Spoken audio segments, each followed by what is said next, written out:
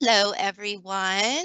Welcome to this month's Research Matters. I'm Erica Salzik, the Department Administrator for UT Southwestern's Human Research Protection Program, and I'm going to be one of your moderators for today's session. Let's go over some housekeeping. This is our typical slide here. So if you have any questions for our presenters, please type them in the Q&A. One of the moderators will respond to you during the session, or we can address it at the end of the presentation. This session is being recorded, and you can watch it again right after it's finished by clicking on the Microsoft Teams Live link in the email invitation. We will also be sending out the slides and any handouts out via email, and you can find all this information and future meetings, slides, handouts, past recordings on the HRPP's Research Matters website under the Training and Resources page. And finally, or actually next, we do provide a certificate of attendance for those who have logged in using a valid email address. If you do not receive one but should have, please do reach out to us at hrpp@utsouthwestern.edu. And now finally, we do want to hear from you. We want to know what topics you like us to cover, how are our offices doing. So if you can please just take a few minutes to complete the survey to provide your feedback. We really do use that information to prepare for these sessions and also make any updates and changes to our office. I will drop the link for the survey in the Q&A in just a moment, or you can click on that QR code. Okay, so here's our agenda for today. We do have some updates from the HRPP department. The IRB office has a slide to share today, and that's going to be presented by Kimberly Hawkins. And then we're going to turn it over to our feature presentation. This is going to be presented by Kate Esslink from the Office of Clinical Research, and she's going to give an overview of services and feasibility tools for research participant recruitment. And as always, we will conclude with an open Q&A session. So I'm going to turn it over to Kimberly. Hi, thank you. So the HRPP is thrilled to announce the upcoming launch of UT Southwestern Ethos. Ethos stands for Electronic Tracking and Human Research Oversight System. This is our new electronic IRB system. So we've developed a SharePoint site regarding this launch, and you can, Erica is putting in the chat the link to this site. Anybody that is a UT Southwestern employee should have automatic access to this SharePoint site because they're in our domain. If you're one of our affiliate sites and you click on that link, or you should be able to request access, and we can go in and grant you that access. If you have any issues and for some reason don't see the link to request access, you can send me an email at eirb@utsouthwestern.edu, and I will figure out what's going on there. So this site contains information on features, like comparing our current system with our new system. It talks about stages of development, like a timeline for the launch. It talks about the single IRB process launch. It talks about the transition plan, data migration, data integration with other systems, the end user training that will happen, and any system downtime. The also talks about has videos and user guides that you can download, and videos you can watch about how to use the new system, and it has FAQs. So we hope that this will be a very useful site for you. Yes, And I thank will you. turn this Yeah. over to Kate. Yep. Thank you, Kimberly.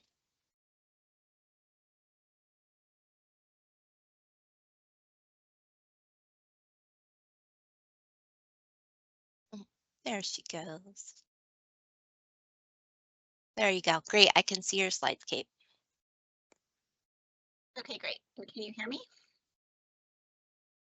Yes, I can hear you. Great. So thanks for giving me this opportunity to present our research participant recruitment program at UT Southwestern. Sorry, I'm sharing screens here. Okay. So I am Kate Esselink. I work in the Office of Clinical Research at UT Southwestern. This program is supported by the Office of Clinical Research and also the CTSA program. So here's the team that works on this project on research participant recruitment. We're led by Anne-Marie Navarre, and Dr. Lingvei assists. And then we have a small team that works on both the technical components of this and also advising teams on recruitment strategies. So you can contact me or anyone on this team anytime if you have questions about this program, and I will have my bookings link in one of the slides. I may put it in the chat when we're done. So we're going to talk about which patients you can recruit at UT Southwestern, how to do feasibility analysis and or get preliminary counts. And then if you want to go further, how you can obtain an identified patient set for recruitment. And then one of our signature programs is using MyChart for recruitment, and I'll show you what we do with that and how that process works. And then some other services that we are launching in the near future. So the one caveat is, and this is the first question that I get every time I present this, this applies to UT Southwestern data only and UT Southwestern patients only. Our partners, THR, Children's, and Parkland are in various states of considering these kinds of services, but right now, at least the MyChart program and opt-out is not available at these institutions, although actually THR, I think, has instituted an opt-out program, but the rest, really this presentation is limited to UT Southwestern. So what is opt-out? Prior to 2019, we were an opt-in institution for research participant contact. So that meant we did have a registry that patients could indicate they wanted to be contacted for research. If they were not in that registry, you had to go through their treating provider. In 2019, that changed.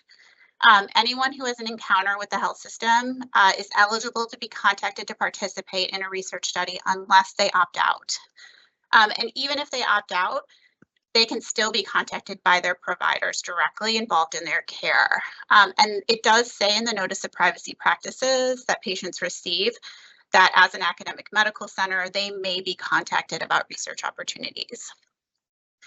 So the great news is in 2019, this really expanded the pool of potential research participants and streamlined how we can contact them. And how patients can change their research preference is in MyChart. They can also call our office or email our office, and all of that information is on the patient care site. This is what it looks like in MyChart under research studies. They're defaulted to undecided, but they can also say, yes, I do want to be contacted, or they can just leave it at the default or opt out of future research contact. After they say yes, that they may be interested in research contact, they get this MyChart research preference profile. So this asks them if they would like to participate in as a healthy volunteer, and also gives them some different kinds of studies that they may be most interested in. We have not used this areas of research yet. This is captured in Epic and we have access to it, but we haven't used it yet to target MyChart messages to those patients, but we may use that in the future. However, we do use the healthy volunteer designation. So if any of you have studies that are looking for healthy volunteers, this is a great resource. There's over 16,000 people who've said they're interested in learning more about healthy volunteer studies.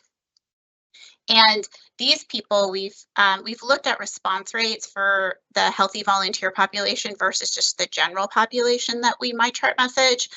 And the healthy volunteer population, it's like they view and respond to the messages twice as often as the general population. So definitely contact me, and all my contact information is at the end. But definitely contact me if you need healthy volunteers.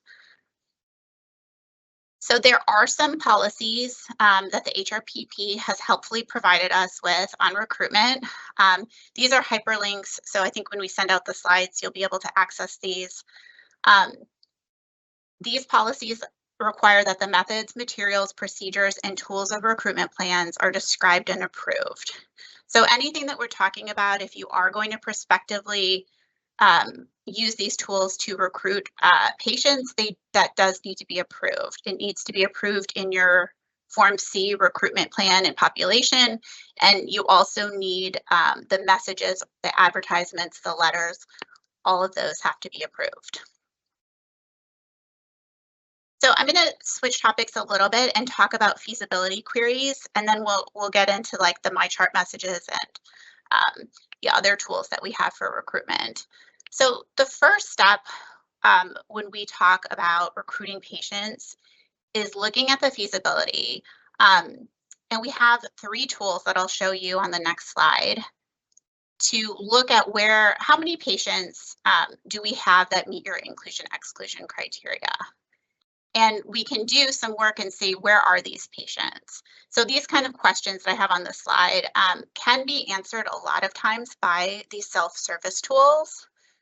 Not all the time. Sometimes we need to do a more in-depth analysis with a programmer, but I think these tools can be really helpful, and they're not as widely known as we would like.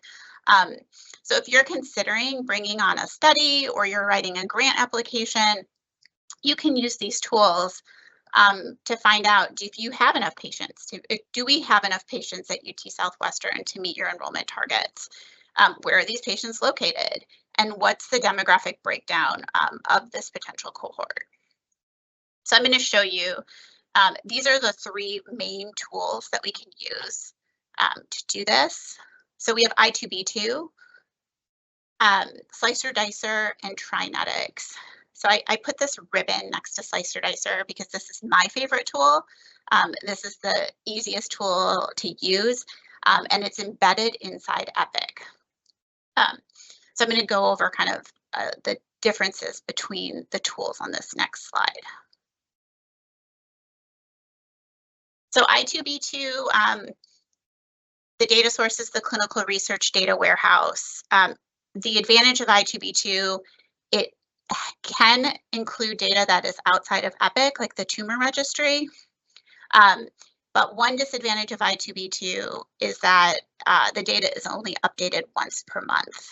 So if you're looking for people newly diagnosed with a condition or with some time-based criteria, it is not the best tool to use. Slicer Dicer uses Epic or Caboodle, which is the database behind Epic. It's really easy to use. It's self-contained in Epic. Everyone who has access to Epic has access to Slicer Dicer, and it's constantly updated by Epic. So it becomes, easier to use and includes additional information with every Epic upgrade. And then our final tool that we can use is Trinetics. Trinetics is a for-profit company that we have an agreement with. It's the same data that's behind I2B2, but the interface is much easier to use. It's very user-friendly, and it allows researchers to do actual research and analysis on the data within the tool. So they can actually potentially even write papers and do sophisticated analysis within the platform without having to download a data set. It also links up to other institutions around the world, so you can analyze de-identified data from other sources.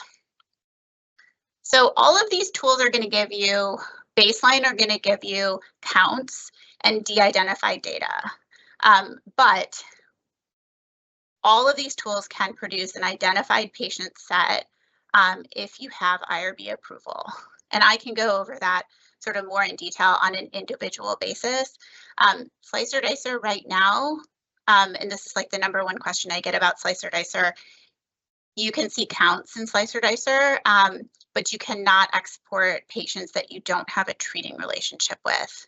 And that's institution specific. You may be able to do that at a non-UT Southwestern institution, but UT Southwestern has made the decision that users can only export patients that they see. Okay, so going back, so this is what I2B2 looks like. It has drag and drop functionality, and you can add your inclusion exclusion criteria into these groups, and then you can get counts, and you can also get demographic breakdowns. So if you're writing a grant or something, you can use this tool. This is what Slicer Dicer looks like. If you would like to check it out, it is in Epic. You can hit the Epic button, go to reports and Slicer Dicer. If you do not have access, you can email me, you can email the service desk. I think everyone has access, but if you run across something strange, you can get access. I'm happy to help you with that, at least direct you to the right person. There is training built in to Slicer Dicer. On the top menu, there's a question mark and it says help. There are great trainings. They take 5 minutes, and it'll give you the main features of Slicer Dicer. So we use Slicer Dicer. I use Slicer Dicer every day. We've been training researchers and faculty members with boot camps for Slicer Dicer, both for patient care, QI, and research. And this is one of the slides that I took from the presentation that we give to faculty. So you can do feasibility analysis in Slicer Dicer. You can obtain a patient set for a retrospective chart review. That would have to come through me, and you have to have IRB approval, but we can export a patient list out of Slicer Dicer for you. And this is the preferred way that we will find a patient set for MyChart recruitment, or recruitment that comes through my office that goes through our recruitment dashboard, which I'll show you in a minute. The other nice thing about Slicer Dicer is there is a Research Study Patient Associations data model. So you can actually use it to explore some characteristics of the patients enrolled in your research studies.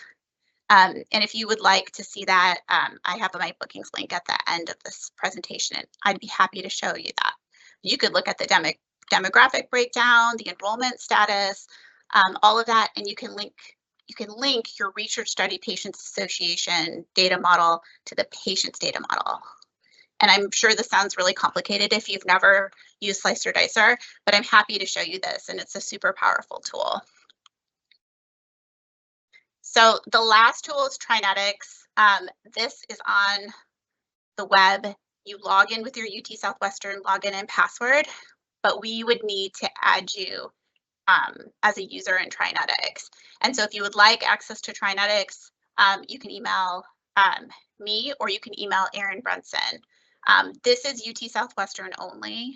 Trinetics, Children's has their own instance of Trinetics, and they require separate logins. Okay, so I'm going to switch to MyChart recruitment. So this is basically the signature program of my office. So MyChart, Epic and MyChart allow you to send research recruitment requests to patients you identify as potentially meeting your inclusion/exclusion criteria. This is not a normal MyChart message that you would get from a provider. You can see this push notification on this slide. The push notification and the email to patients clearly tell them that they've been identified as a potential candidate for a research study. When they click the link in that notification or in that email, they go to their available studies and their research tab in MyChart.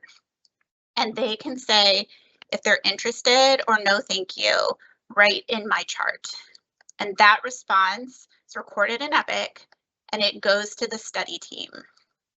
So at real time, you'll get an in-basket message. It's a separate in-basket.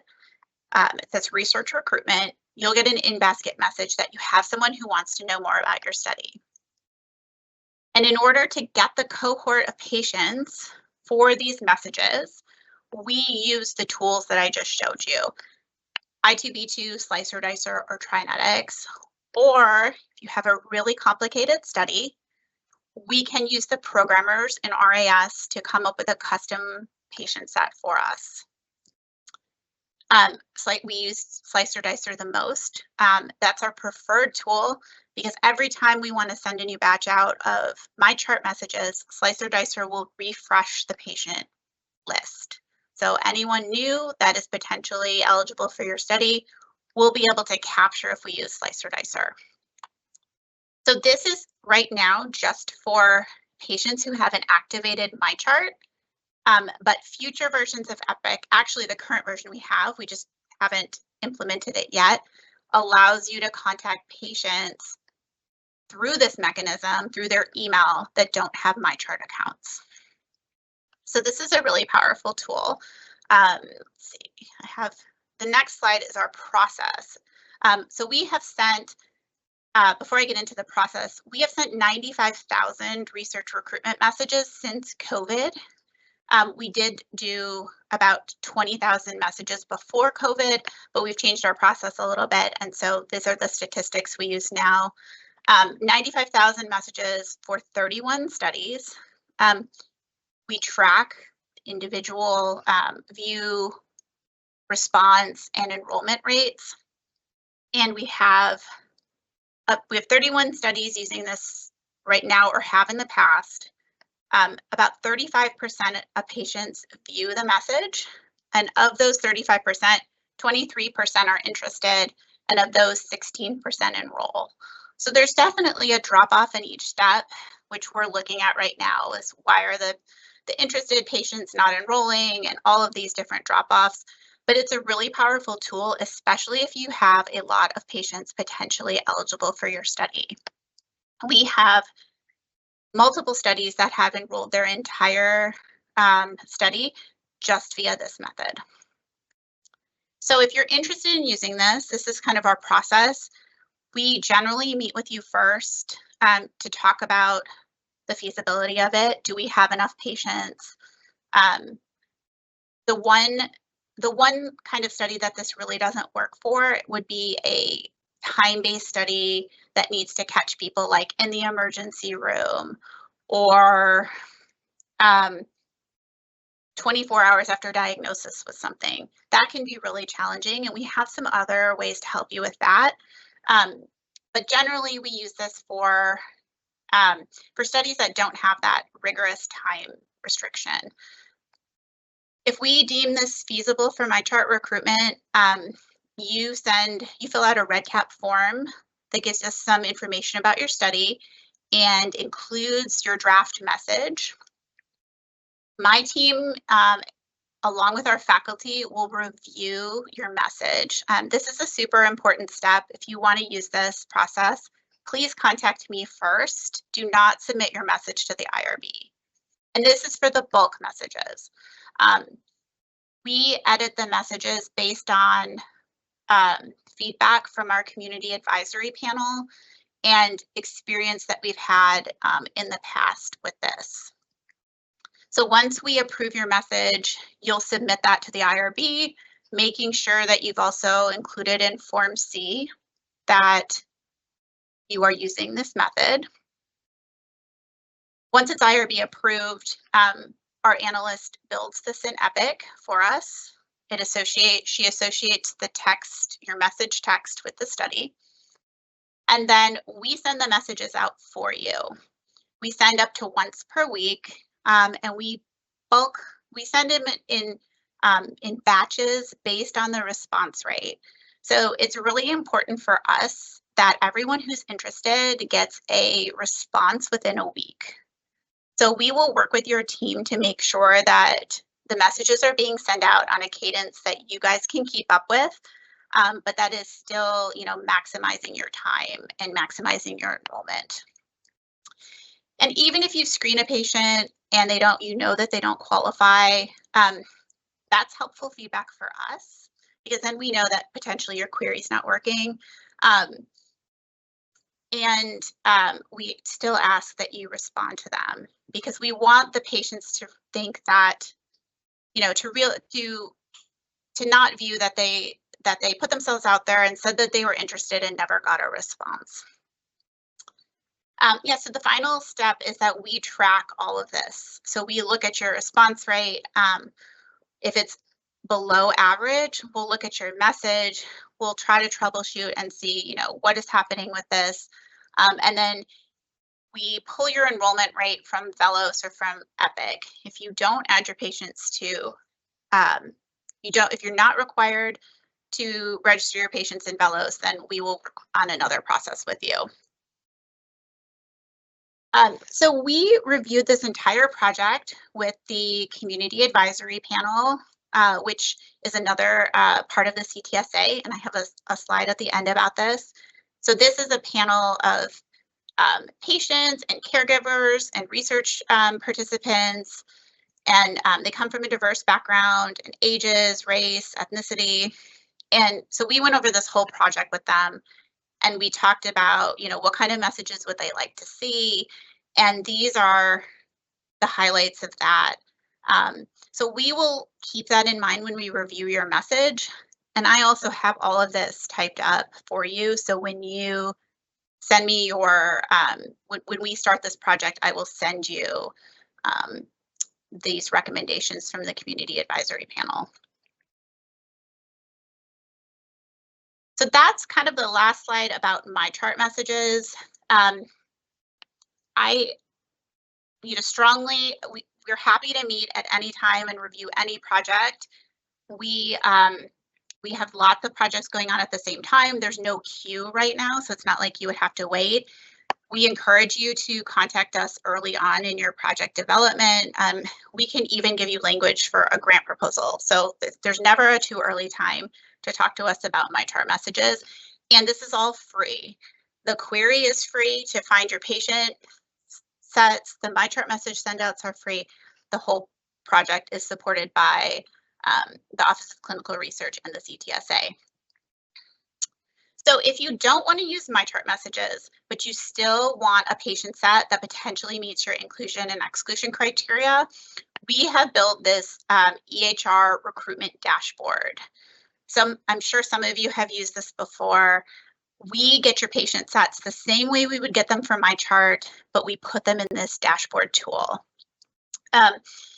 This is just a secure way of tracking patients for you. If we give you an Excel spreadsheet of patient names and contact information, if something happens, the patient opts out or does not want to be contacted in the future, you won't ever know that. But with this tool, we automatically remove anyone who's opted out every day. And also anyone who doesn't meet your criteria anymore will be removed from your list. This is a UT Southwestern only tool. It's behind our firewall. We give you access to it. You'll only see your studies. This is all test data. This is not real patient information on this screenshot. But this is a really nice tool because this allows you to filter. We give you the entire patient set, but then you can filter based on sex, race, ethnicity, MyChart status. If you want to send MyChart messages to the people with activated MyChart accounts, but you want to call the people who don't have activated MyChart accounts, we can accommodate that in this dashboard. We also use this to track MyChart outcomes. So if you do use our MyChart recruitment service, we will ask you to give us a status of everyone who is interested. So whether they enrolled, whether they screen failed, whether you were never able to contact them, you'll use this dashboard also. The last feature of this dashboard is it also pulls in appointment information. And this is updated every day. So if you know you want to approach patients in clinic, you can create a custom filter, clinic location, provider, You can create up to 3 filters, and then you can only see the patients that have appointments with those providers in that location under the time period that you specify. So it's a nice tool for in-person recruitment without having to, pour over like the daily clinic schedule or ask for a custom build in Epic. This is standard functionality. We can give you this as soon as we onboard your project. So if you'd like to use that dashboard, you will make sure you're including that you're using it in your Form C. And if you're calling patients, we do ask that you have a phone script approved by the IRB. Same thing for email or letters. Everything needs to be IRB approved. We'll meet with you and determine the best source of your patient set. And then we will build your dashboard for you. You can give access to everyone on the IRB or select people from your team that you want access, you want to have access. We're flexible with that. And then we can either give you a one-time list or we can refresh your list daily, weekly, monthly, however is most convenient for you. So that's a really nice tool, and happy to show your study teams or individual projects how to use this tool and get you onboarded. So these are kind of where we're going with all of this. So we are now we've built our tools, and we're now focusing on some more recruitment science. So we want to know that what we are doing is actually working, and it is the best, the best methods that we can determine. So one of the things that we may ask you if you're interested in doing and helping us with is A/B testing your messages. So like this is a marketing technique to look at which message gets the most hits. So we could do a short message, a long message. We could run the message through Microsoft Copilot and decrease the reading level. We're trying all different things, and we are able to actually randomize patients that meet your criteria in Epic to a message. So we can randomize it. It's totally, they'll get however we decide that we can, and we can send different messages to different cohorts too. But what we're really interested is looking at like which message is most successful, and to do that, we'd have to randomize your patient list to one version of the message. The other thing that we can do is we have noticed that there are a lot of things that you all need to screen for that are not discrete data elements in the EHR. So if someone clicks I'm interested, we can build further questions to help you understand if they might qualify for your study.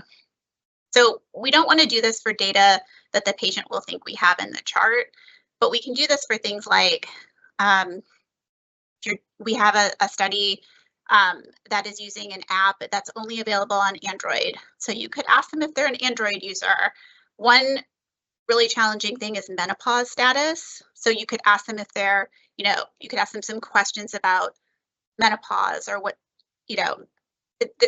there's lots of options. We don't want to ask them like things that we don't want them to think like you should know that from our EHR.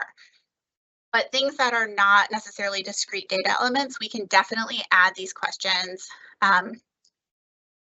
going forward. The other thing we can do, and we've done this for some study teams, is they have like a robust screening form in REDCap that they've built. We can give them a link. So we want to know if they're interested. We want to capture that in MyChart, but as soon as they click interested, we can present them with a link to your REDCap screener. I mentioned the Healthy Volunteer Registry. We know it's really hard to recruit healthy volunteers sometimes. We're happy to send a MyChart message to the people in our registry. This is a much better way than trying to just exclude 100 different conditions, and we're happy to do that. The last thing we're doing is we're working on this with 2 pilot projects, is we're using AI to improve the data elements that can be searched. So this is a pilot program to search notes, free text, and combine different inclusion-exclusion criteria that is often hard for you to find in the EMR into the initial screening. So it'll present you potentially with patients who meet your criteria a little better than standard methods. So these are kind of our current projects. Happy to talk about any of these for individual projects. The last thing I'll mention is that I have focused almost entirely on patient recruitment. That is my job and my role in the Office of Clinical Research, but we understand that patients may not. Just focusing on patients is just one aspect of a recruitment strategy often. So we do, as part of the CTSA, we do have the Office of Community Health and Research Engagement. They have signature projects to also help with recruitment. They have the community advisory panel that I mentioned. They can review your recruitment strategy, your individual materials. They're fantastic and for nothing but amazing things for researchers going through that panel. They also have Health Street, where they go and do community screenings and events. You can talk to them about, giving them flyers or other ways that they can help you recruit. And then they have a community research registry, and that consists of community members who've agreed to be contacted for research. And I put their email at the end of this slide. So we can also, I'm happy to talk to you. I've recruited lots of patients and lots of non-patients. So happy to talk over a strategy with you and direct you to these resources too, if they would help. So I have some resources here. We have a website. I can provide you with any of these links. We have a MyChart recruitment tip sheet, and I have a Slicer Dicer tip sheet to help teach you how to use Slicer Dicer specifically for research. So I think we'll send these links out, but I'm also happy to share if you just email me.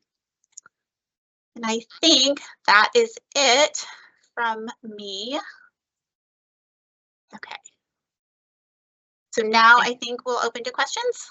Yeah, so this does conclude the presentations, and we're going to move into the Q&A, and we do have some questions, so I'll give you a moment, as well as the attendees, to get over into that Q&A. So let me know when you're there, and I'll start firing off some questions for you. I'm here. Okay.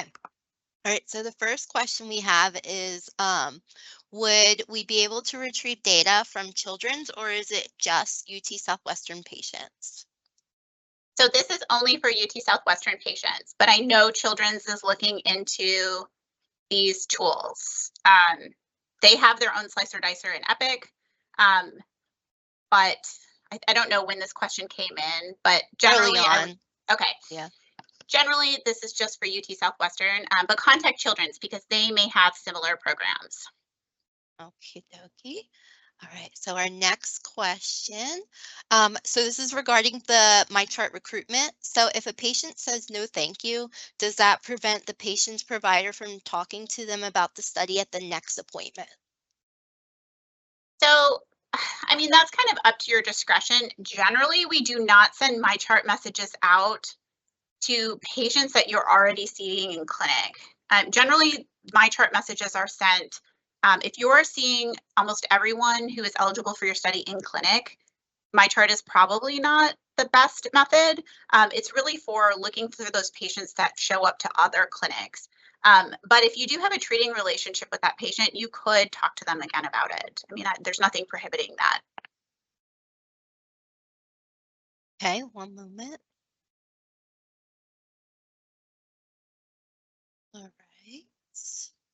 Next question is regarding getting the messages in their basket. So does the entire study team get the messages, the response from the recruitment request, or is it only the PI? Okay, so this is like a hot button question. This is an Epic standard. The PI and everyone listed as other personnel and the study coordinator on the study are going to get the in-basket message. I get a ton of complaints from PIs not wanting the in-basket messages. They're in a separate in basket. It's not in your clinical in basket. It's in a recruitment in basket. It's listed in the same place. But this is Epic standard functionality, and unfortunately, I can't change it. But it sounded like this person wanted the study staff to get the, and as long as they're on the IRB, they will get it. Okie dokie. Yeah, I will enter that question too. Okay. All right. So if we have a current MyChart message being sent out, who do we contact when we're done recruiting? Okay, that's a really good question too. Send me an email because we will retract those messages. Okay. So what email would you like them to send to? They can just send to my email, which is kathleen.esselink@UT Southwestern. But I'm under Kate in the directory. Okie dokie. It's Kathleen with 2 E's, right? Yes. Perfect. All right, next question. Can we send MyChart requests to people who have not yet created a MyChart account, or is the recruitment messages only for active MyChart users? Good question. So the current version of Epic that we just implemented does allow you to send MyChart messages to people who have not activated their MyChart account. They will get a message asking them to verify some information about themselves, and then they will be taken to MyChart research recruitment studies. We do not have that implemented yet, and we're working on some policy around it, so stay tuned, but that is an option. Okay. So it does allow the messages to It go does, through. but yes, but it's not being used right now. So it's not happening yet, but hopefully in the future, in the near future. In use at this time. Okay. Okie-dokie. All right. So can these tools and systems be used for studies conducted and patients seen primarily at Children's? Yeah, that's a question for CMC. We do, I will say, I didn't say this in the presentation, but we do only send MyChart messages right now to people who are 18 and over at UT Southwestern. We do have children, obviously, in our EHR at UT Southwestern, but we do not send them messages right now because there's a host of issues. You have to stratify them by young children versus preteens and teenagers, and we have not implemented that yet. Okie dokie. Yeah. There's that. All right. We have a couple more. Is this the IRB system you talked about previously that is not a replacement but an additional system? So I think what Kate is talking about is separate and their tools for patient recruitment. I think they might be asking you guys about that first slide. Yeah, right. Okay. Yeah, so if the person who asked that question, if you want to clarify or message me, that's fine. Okay, so the last one we have right now is, do these tools have access to Care Everywhere or imaging data? So it's a little unclear to me about how much Care Everywhere data is in Slicer Dicer. I think there's the potential that you might be pulling some of that inclusion-exclusion criteria in your query may come from Care Everywhere. But that's a question that I'll have to get back to the group about because I am a little unclear of the Care Everywhere policy for research, and I'll have to clarify that. The second question about imaging data. Some of the imaging data is recorded as discrete data elements in Slicer Dicer. Some of it is not. So it just kind of depends on the project, and this might be something that we would need to do more advanced query for you. Okay. Imaging data. Okay, let's see what else we got. Okay, that's all we got right now. So I'm just going to pause just a few more minutes to see if that generated any other questions you guys might have.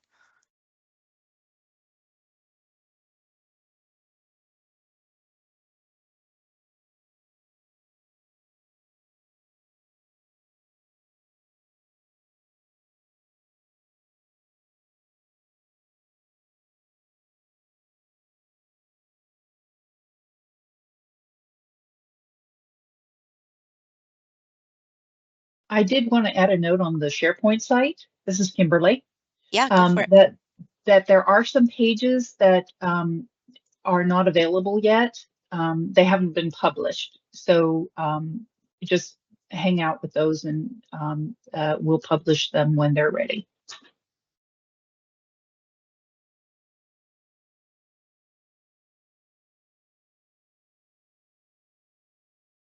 Kimberly, is there a certain page that you're referring to?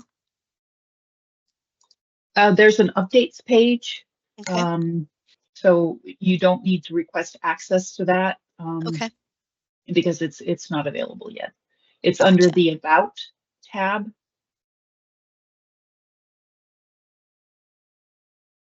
Gotcha. All right. Well, I don't see anything else coming in. So, okay, actually I do. Here we go. Control subjects will be sourced from where? Which department in EPIC, I guess? I am not sure I understand the question. So Yeah. the Healthy Volunteer Registry is something that patients can opt in MyChart, and they can come from any department, any place in UT Southwestern. If you're asking for where that is actually stored in EPIC, I'm happy to provide that, but I'm not sure I understand. Control.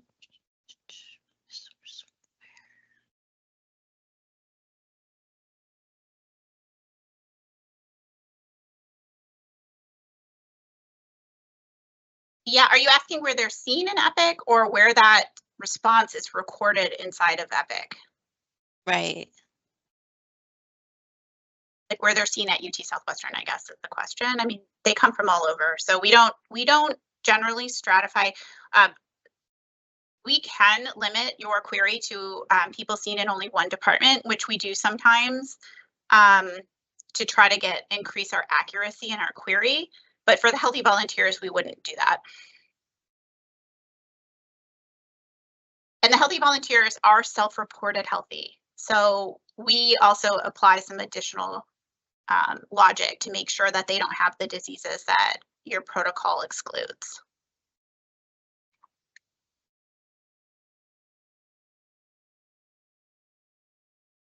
Okay, and I'm just making sure we answered the IRB question.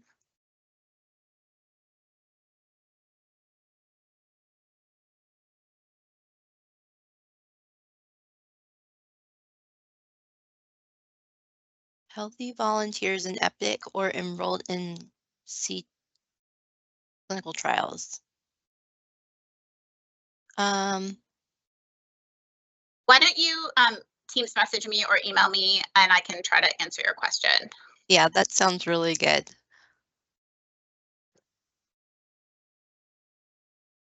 Yeah, we have a small delay, so sometimes the question is out of context. So we need, if you can be as specific as possible when you ask your questions, that's helpful.